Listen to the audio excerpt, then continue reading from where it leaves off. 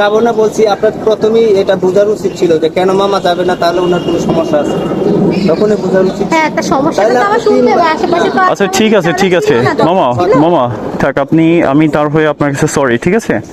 আমি তার হয়ে সরি আপু, আপনি ফোনটা অফ করেন, আপনি ফোনটা রাখেন। এখানে সিনকেট করার মতো কোনো বিষয় না এটা, বুঝছেন?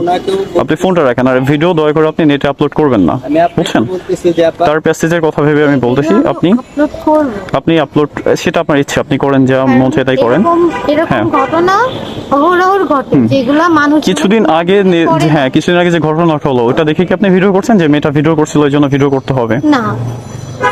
আচ্ছা যাই হোক, সেটা আপনার মাইন্ডে, আপনি কি ভাবছেন না ভাবছেন সেটা তো আমি জানি না। আচ্ছা ঠিক আছে, কিন্তু এখন এই পর্যন্ত থামেন, এইটা নিয়ে বেশি দূরে যেতে হবে না। আপনি নেক্সট যে রিক্সা আছে, অনেক রিক্সা আছে এই পাশে, আপনি একটা এই রিক্সা দেখে আপনার যেখানে যেতে মন চায় চলে যান, আর মামা আপনি আপনার মতো করে যান। যার যেখানে যাওয়ার দরকার আপনারা যান, আমারই ইরিটেট করেন না। আমার